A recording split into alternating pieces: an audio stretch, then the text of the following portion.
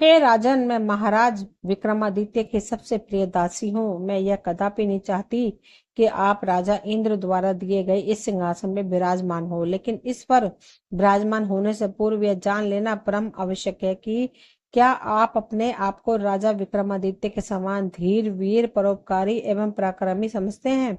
यदि आप मेरी इस कथा को सुनेंगे तो आप शायद इस सिंहासन में बैठने का अपना मोह त्याग देंगे।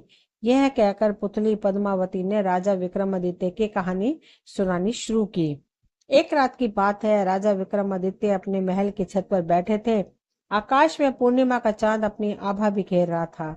सारा राज्य चांदनी में नहाया हुआ प्रतीत हो रहा था। मौसम बहुत सुहावना था। राजा विक्रमादित्य ने प्रकृति की उस अद्भुत छटा को निहार रहे थे कि अचानक उनके कानों में किसी नारी की कारुणिक चीख सुनाई पड़ी।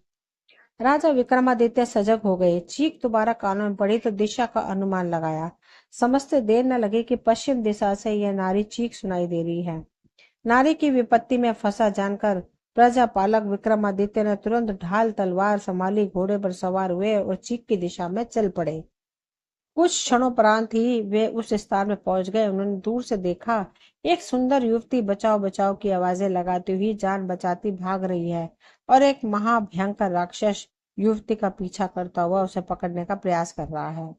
इस दृश्य को देखकर राजा झट से घोड़े से कूदकर आ गए। उनके नीचे आते ही भागती युवती उनके चरणों में आकर गिरती हुई बोली, बचा लीजिए मुझे, उस राक्षस से बचा लीजिए।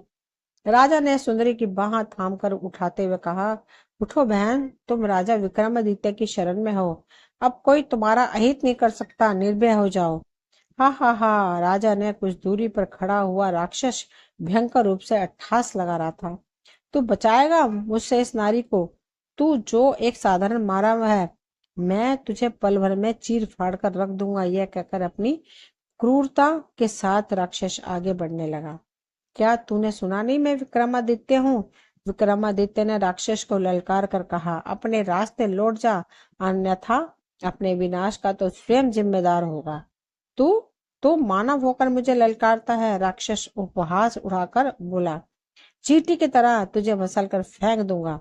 विक्रमादित्य ने स्त्री को अपने पीछे किया और तलवार हाथ में ऊंची करके कहा, तू नहीं मानता तो अब मुझे कोई पाप नहीं लगेगा। मैं तुझे युद्ध के लिए ललकारता हूँ। राक्षस उसी कुटिलता के साथ मुस्कुराता, दहाड़ता और राजा के वहां से भाग जाने के लिए धमकाता हुआ आगे बढ़ता रहा। उसके निकट आने पर राजा ने पैंतरा बदला और राक्षस पर तलवार का वार किया। राक्षस ने बेहद फुर्ती से राजा का वार बचाया और भिड़ गया। देखते ही देखते दोनों ने भीषण युद्ध होने लगा। थोड़ी देर में ही स्थिति बदलने लगी। राक्षस थकने लगा। उसके चेहरे पर परास्त होने के भाव उजागर होने लगे। विक्रमादित्य ने उचित अवसर देखा और अपनी तलवार का भरपूर प्रहार राक्षस की गर्दन पर कर डाला। पलक झपकते ही राक्षस की गर्दन कटकर दूर जा गिरी। अगले ही पल गर्दन धड़ से अलग होते ही फिर जुड़ गई। राक्षस जीवित होकर उठ खड़ा हुआ। वह पहले से कहीं अधिक रौद्र मुद्रा में आ चुका था। उसके खड़े होते ही उस स्थान में जहां राक्षस की गर्दन कटने से रक्त गिरा था, उस रक्त से एक दूसरा राक्षस पैदा हो गया। दोनों राक्षस राजा को ललकारते हुए सामने आ गए। उस चमत्कार तो को देखते ही राजा भौचक्का रह गया। वह पर साहस खोए बगैर उन्होंने दोनों से एक साथ मुकाबला करने का निर्णय किया। वे पहले वाले राक्षस से भिड़े हुए थे कि दूसरे ने मौका देखकर उन पर भूसे का वार किया। वार इतना प्रबल था कि राजा विक्रमादित्य के कदम लड़खड़ाए बगैर न रह सके, पर अपने आप को उन्होंने जल्दी से संभाल लिया। प्रहार खाकर उन्होंने एकदम से क्रोध से भरकर दूसरे राक्षस पर हमला बोल दिया। पहले दो प्रहारों में राक्षस की दोनों भुजाएं काट गिराई। दूसरे प्रहार से उसकी टांगे काट फेंकी। हाथ पैर से विहीन हो जाने वाला वह राक्षस रक्त रंजित हुआ धरती पर पड़ा पीड़ा से चीखने लगा, जिससे पूरा वन दहल उठा। पहले वाले ने अपने साथी की यह दुर्दशा देखी तो एकदम से पलटकर भागा और मैदान छोड़ गया। कुछ देर उसका पीछा करने के बाद राजा विक्रमादित्य ने सोचा कि पीठ दिखाने वाले पर प्रहार नहीं करना चाहिए, इसलिए राजा वापस लौट आए। शरणागत स्त्री उनके घोड़े की आड़ में खड़ी थी, थर थर कांपती उस भीषण युद्ध के दृश्य को देखती रही थी। उसके निकट पहुंचकर राजा ने कहा, अब तो तुम्हें निश्चित हो जाना चाहिए कि उस असली राक्षस मैदान छोड़कर भाग खड़ा हुआ है और दूसरा धरती में पड़ा दम तोड़ रहा है। मेरे साथ महल चलो, मैं तुम्हें तुम्हारे माता पिता के पास पहुंचा दूंगा। वह स्त्री अब भी भय से थरथर कांप रही थी। उसने राजा की बात सुनकर भय युक्त स्वर में कहा, राजन, आपने मेरी रक्षा की, इसके लिए मैं आपकी बहुत आभारी हूँ, किंतु मैं अभी भी सुरक्षित नहीं हूँ। खतरा अभी टला नहीं है। खतरा तभी टल सकता था जब वह मारा जाता। चूंकि वह जीवित मैदान छोड़कर भागा है, अतः समय पाते ही लौट आएगा और मैं जहां कहीं भी रहूंगी मुझे खोज लेगा, फिर उठाकर इसी स्थान पर ले आएगा और मुझसे वही चाहत करने लगेगा जब वह नीच राक्षस चाहता है। अधीर मत हो बहन, मैंने तुम्हें रक्षा का वचन दिया है। शरीर में अंतिम सांस लेने तक मैं तुम्हारी रक्षा करूंगा। पर मुझे अपना परिचय दो, और एक से दो राक्षस कैसे हो गए? गर्दन कट जाने के बाद भी वह राक्षस कैसे जीवित हो गया? इन रहस्यों पर से पर्दा हटाओ। अविश्य सुंदरी बोली, मैं सिंहल द्वीप राज्य के एक ब्राह्मण की संतान हूँ। एक दिन मैं अपने सखियों के साथ एक तालाब पर नहाने गई थी। उस राक्षस ने वहीं पर मुझे नहाते हुए देख लिया, मुझ पर मोहित हो गया। मैं तालाब में तैरती हुई अपनी सखियों से कुछ दूर हो गई थी। उस राक्षस ने मुझे पकड़ लिया, फिर मुझे बंदी बनाकर यहाँ इस निर्जन वन में ले आया। वह मुझे डराता धमकाता है और मुझसे विवाह करने के लिए कहता है, पर मैंने भी सोच लिया है, अपने जीते जी उस दुष्ट पापी के समक्ष समर्पण नहीं करूंगी। इतना कहकर वह फिर रोने लगी। निर्भय रहो बहन, उस राक्षस का अंत मेरे हाथों ही होगा, विक्रम ने कुछ क्षण रुककर कहा। पर तुमने अभी दूसरे पैदा होने वाले राक्षस का राज नहीं बताया। हाँ, मैं वही बात बताने जा रही हूँ, स्त्री ने आंसू पोंछकर बताना शुरू किया। वह दूसरा राक्षस इसलिए पैदा हुआ क्योंकि उस राक्षस के पेट में एक मोहिनी है। राक्षस जितनी बार भी मारा जाएगा, वह मोहिनी उसके मुंह में अमृत डालकर उसे उतनी ही बार जीवित कर देगी। साथ ही वह जब जब मारा जाएगा, उसके साथ एक नया राक्षस भी पैदा होता जाएगा। पैदा होने वाले दूसरे राक्षस को मोहिनी जिंदा नहीं कर सकती, क्योंकि वह अपने राक्षस के रक्त से पैदा होता है। राजा ने कहा, तुम चिंता मत करो, मैं उस राक्षस को मारे बिना राजमहल उठकर नहीं जाऊंगा, चाहे मुझे राक्षस के लौटने की कितनी ही प्रतीक्षा क्यों ना करनी पड़े। कुछ देर खामोश रहने के बाद विक्रम ने पूछा, और वह मोहिनी कौन है? इसके विषय में क्या जानती हो?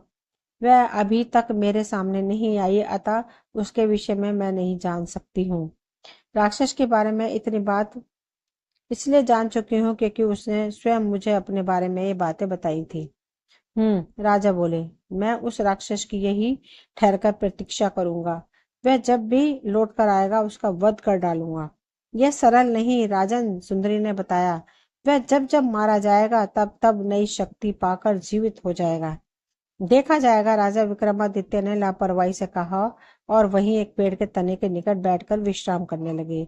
अब राजा को विश्राम करते हुए कुछ समय ही बीता था कि सामने की झाड़ियों से एक सिंह तेजी से घुर्राता हुआ राजा पे झपटा। राजा गर्जना करते हुए उसने भयानक रूप से छलांग लगाई थी। विक्रमादित्य बेहद तेजी से संभले थे, बावजूद इसके छलांग लगाने वाला सिंह उनकी बाह जख्मी कर गया। अपनी जख्म की परवाह किए बगैर विक्रमादित्य ने सिंह के दूसरे हमले के लिए खुद को तैयार कर लिया। इस बार सिंह जैसे ही झपटा, विक्रम ने उसे पैरों से पकड़कर हवा में उछालकर दूर फेंक दिया। दूर जा गिरने वाले सिंह ने भयंकर गर्जना की और फिर उसने राक्षस का रूप धारण कर लिया। तो यह बात है, राजा बुदबुदाए, छल से वह मुझ पर आक्रमण करने आया था। वे तलवार ले राक्षस की ओर लपके और उससे भिड़ गए। दोनों में से एक बार फिर भयंकर युद्ध होने लगा। राजा के प्रहारों से राक्षस लड़खड़ाने लगा। राजा ने उचित अवसर पाकर तलवार राक्षस के पेट में घोंप दी। राक्षस चिंगारता हुआ धरती पर गिरकर झटपटाने लगा। इतने पर भी राजा विक्रमादित्य रुके नहीं। उन्होंने राक्षस का पूरा पेट फाड़ डाला। पेट फटते ही राक्षस के पेट में वास करने वाली मोहिनी बाहर निकली और राक्षस के लिए अमृत लाने के लिए दौड़ी। राजा विक्रमादित्य ने तुरंत माँ काली द्वारा दिए गए दोनों बेतालों का स्मरण किया।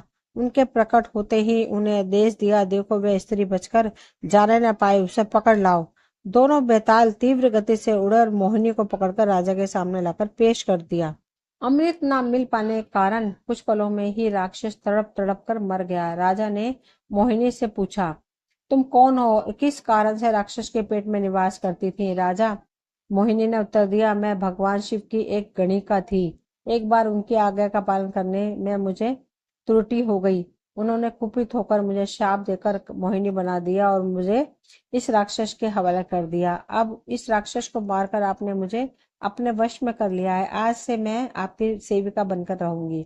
उसके बाद राजा मोहिनी तथा ब्राह्मण कन्या को साथ लेकर महल लौटे। ब्राह्मण कन्या के परिवार वालों को उसे सौंपकर उसका विवाह करा दिया था तथा दहेज में इतना धन दिया कि उसे किसी चीज की कमी नहीं रही। मोहिनी से राजा विक्रम ने स्वयं विवाह कर लिया। इस कथा को सुनकर पुतली बोली, यदि आपने जीवन में किसी राक्षस से लड़ने और उसे परास्त करके किसी ब्राह्मण कन्या को उद्धार करने का कार्य किया है तो इस सिंहासन में बैठ सकते हैं।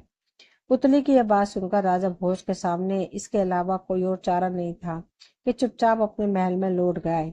राजा भोज ने उस सिंहासन बैठने का मोह अभी नहीं त्यागा था, इसलिए 13वें दिन जैसे ही राजा भोज सिंहासन की ओर बढ़े तो 13वीं पुतली उनके समक्ष आकर खड़ी हो गई।